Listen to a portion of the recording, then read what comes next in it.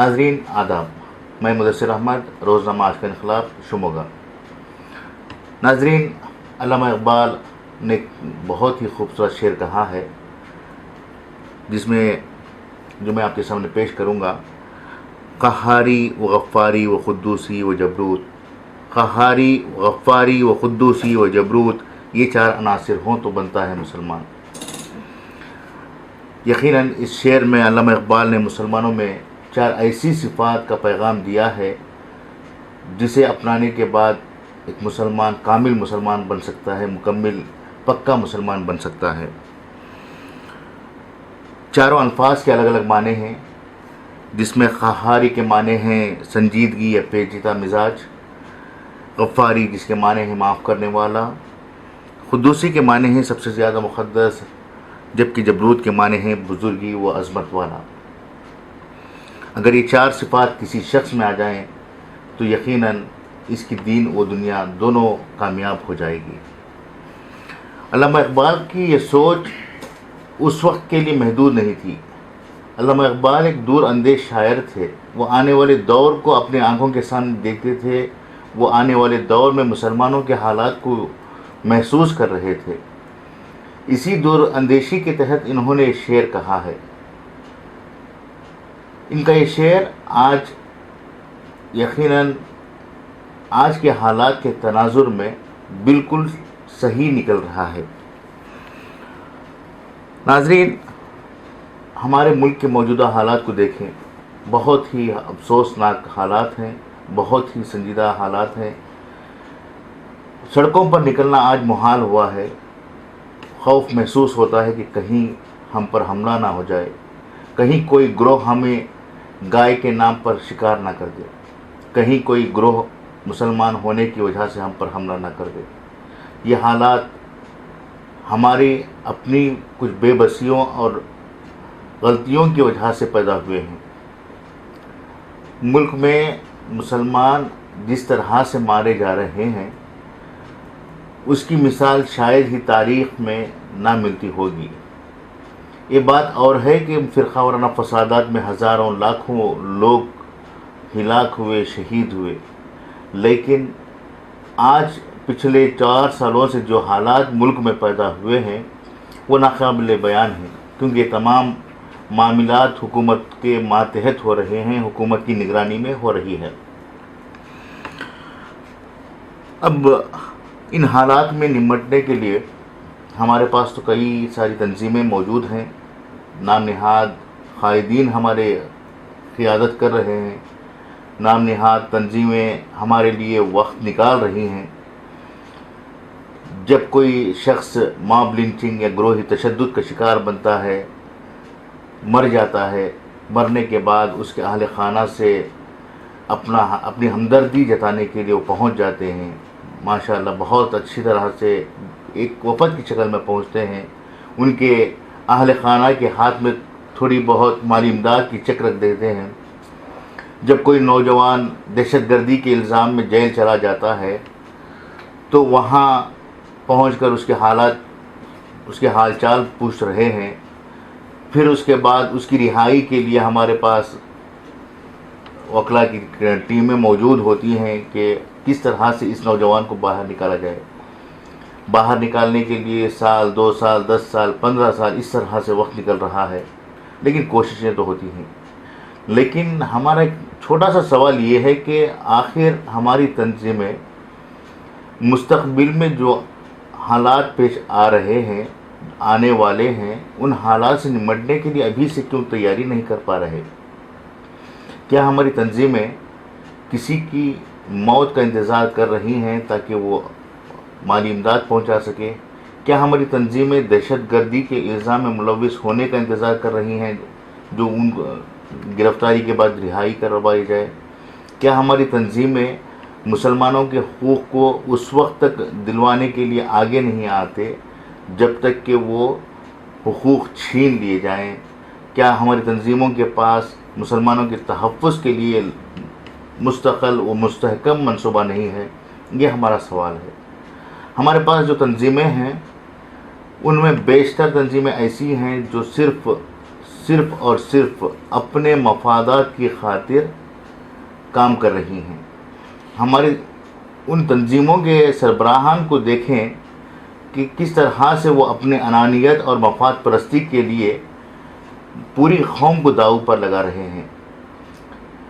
اگر ان تنظیموں کے ذریعے سے متحد اور مشترکہ طور پر کوششیں کی جائیں، کوئی لائحہ یا عمل تیار کیا جائے اور آنے والے حالات سے نمٹنے کے لیے کوئی منصوبہ تیار کیا جائے، تو یقیناً نہ موب لنچنگ کے معاملات ہوں گے، نہ ہی کوئی مسلمان نوجوان، تعلیم یافتہ نوجوان جیل کی سلاخوں کے پیچھے دہشت گردی کے الزام میں ڈھکیلا جائے گا۔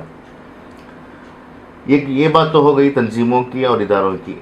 دوسری طرف ہم یہ بھی بتا دیں کہ ہمارے اپنے عام لوگوں کی سوچ بھی جو ہے بہت ہی چھوٹی ہو چکی ہے۔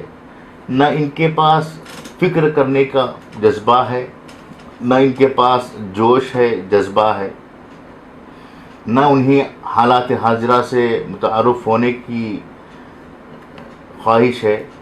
اگر ان کے پاس کچھ ہے تو بس یہی کہ کون سی ٹیم کیا کھیل رہی ہے، کون سی ٹیم نے کتنے رن بنائے، کون سے ہفتے میں کس کی شادی ہے، شادی میں کیا پکایا گیا تھا، تہاری پکائی گئی تھی، بریانی پکائی گئی تھی یا حلیم پکایا گیا تھا، روٹی کے ساتھ سیخ کباب تھے یا پھر پھال تھی۔ یہی سوچ ہمارے عام لوگوں کے دماغوں میں پنپ رہی ہے۔ اس سوچ کو لے کر ہم کسی طرح کا انقلاب برپا نہیں کر سکتے۔ اس سوچ کے لیے، اس انقلاب برپا کرنے کے لیے ایک مثبت سوچ کی ضرورت ہے، حالات حاضرہ پر کڑی نظر رکھنے کی ضرورت ہے۔ ہم انقلاب کی بات آتی ہے تو ویسے اسلام کا وجود ہی بہت بڑا انقلاب ہے دنیا میں، لیکن اس کے بعد کئی سارے انقلاب آتا ہے، جس میں ایک مثال میں پیش کرنا چاہوں گا کہ ایران میں پچھلی صدی میں ایک انقلاب برپا ہوا آیت اللہ خمینی کے زمانے میں۔ وہاں کی حکومت سے بزن عوام میں سے ایک آیت اللہ خمینی تھے۔ انہوں نے سوچا کہ وہاں کے حالات کو تبدیل کرنا بے حد ضروری ہے، وہاں کی حکومت کو بدلنا بے حد ضروری ہے۔ اس سوچ کو لے کر وہ جب آہستہ آہستہ کام کرنے لگے تو اس وقت حکومت کو احساس ہوا کہ آیت اللہ خمینی آنے والے دنوں میں ان کے لیے خطرہ بن سکتا ہے، اس لیے انہیں ملک بدر کر دیا جائے۔ حکومت نے فوراً اپنا کام شروع کیا، آیت اللہ خمینی کو ملک بدر کر دیا گیا۔ فرانس میں انہوں نے سیاسی پناہ لی۔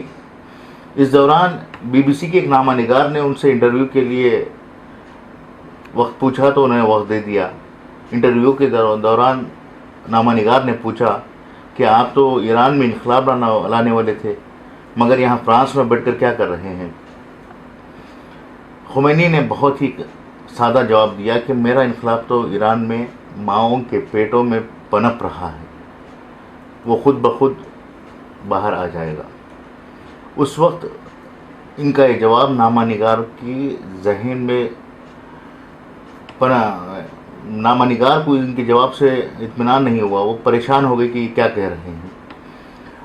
پھر بعد میں کہا جاتا ہے کہ آیت اللہ خمینی نے اپنی تحریک کو جو ہے تحریروں اور تقریروں کے ذریعے سے فرانس میں بیٹھ کر ایران تک پہنچانا شروع کیا۔ لوگ ان کی تقریروں اور تحریروں کو اس قدر سنجیدگی سے، اس طرح سیریسنس سے سنا کرتے تھے کہ وہ اپنے اندر تبدیلی لانے کے لیے تیار ہو گئے۔ تقریباً یہ سلسلہ 20-22 سال تک چلتا رہا۔ اس کے بعد جیسے ہی 22 سال کے بعد انقلاب برپا ہوا ایران میں، تو خمینی نے کہا کہ میں نے جو انقلاب 22 سال پہلے سوچا تھا وہ ماؤں کے پیٹ سے نکل کر آج جوان ہو چکا ہے، اور نوجوان سڑکوں پر اتر کر اپنے حقوق کے لیے لڑ رہے ہیں۔ یہی میرا مقصد تھا اور میں اس انقلاب میں کامیاب ہوا۔ تو ہمارے نزدیک جو حالات ہیں، موجودہ حالات ہیں، ان موجودہ حالات کو آپ دیکھیں کہ ہمارے پاس کوئی فکر نہیں ہے، ہمارے پاس کوئی مقصد نہیں ہے۔ ہمارے نوجوان اب بھی کرکٹ، فٹ بال اور اپنے بیکار کاموں میں وقت گزار رہے ہیں۔ دہلی میں موب لنچنگ کے واقعات آج دن پیش ہوتے ہیں تو کہا جاتا ہے کہ یہ تو دہلی کا معاملہ ہے، ہم کیوں پریشان ہوں۔ گجرات میں جب پیش آتا ہے تو گجرات کے، کرناٹک کے لوگ کہتے ہیں کہ ہم کیوں پریشان ہوں۔ کرناٹک میں اگر اس طرح کے لو جہاد کے معاملات پیش آتے ہیں اور لوگوں کو مارا جاتا ہے تو ممبئی کے لوگ کہتے ہیں کہ یہ کرناٹک کا معاملہ ہے، وہاں کے لوگ انہیں نمٹ لیں گے۔ یقیناً یہاں کے لوگ وہاں کے لوگ نمٹ لیں گے، لیکن یہ بھی سوچئے کہ جو حالات وہاں ہو رہے ہیں کل ہمارے یہاں بھی ہو سکتے ہیں، ہمارے گھر بھی ہو سکتے ہیں اور ہمارے ساتھ بھی ہو سکتے ہیں۔ اس لیے میں چاہتا ہوں کہ ہماری جو فکر ہے اس فکر کو ہم وسیع کریں۔ آنے والے دنوں میں جو ہم خطرے کا سامنا کرنا چاہ رہے ہیں، اس خطرے سے نمٹنے کے لیے ابھی سے تیاری کریں، ورنہ ملک کے حالات جو ہیں دن بدن بگڑتے جا رہے ہیں۔ ہاں، یہ بات یقیناً مشکل ہے کہ کسی بھی انقلاب کو ایک ہی وقت میں نہیں لایا جا سکتا، اس کے لیے آہستہ آہستہ تیاری کرنی ہے۔ جس طرح سے خمینی نے اپنے کام کی شروعات کی تھی، اسی طرح سے ہم لوگوں کو بھی آہستہ سے کام کرنا ہے۔ اپنے مستقبل کو بہتر بنانے کے لیے اپنی تنظیموں کو آگے آنے چاہیے۔ ہماری جو تنظیمیں اپنے مفادات کے لیے کام کر رہی ہیں، انہیں متحد ہو کر تمام قوم کی فلاح و بہبودی کے لیے کام کرنی چاہیے، ملک کی سالمیت کے لیے کام کرنے کی ضرورت ہے۔ یہی آج کا پیغام ہے۔ ہم امید کرتے ہیں کہ ہمارے اس پیغام کو آپ لوگ سمجھ گئے ہوں گے۔ یہ آج کا انقلاب ایک چھوٹا سا پیغام ہے۔ اس پیغام کو تمام لوگوں تک شیئر کیجئے اور اس پیج کو لائک کیجئے، کیونکہ آپ لوگوں کے شیئر کرنا اور لائک کرنا ہی ہمارے لیے ایک طاقت ہے۔ ہمارا پیغام جتنے لوگوں تک پہنچے گا اتنا فائدہ ہمارے لیے ہوگا۔ ناظرین، مجھے اجازت دیجیے، انشاءاللہ جلد ہی نئے سوچ کے ساتھ، نئی فکر کے ساتھ آپ کے سامنے پیش ہو جاؤں گا۔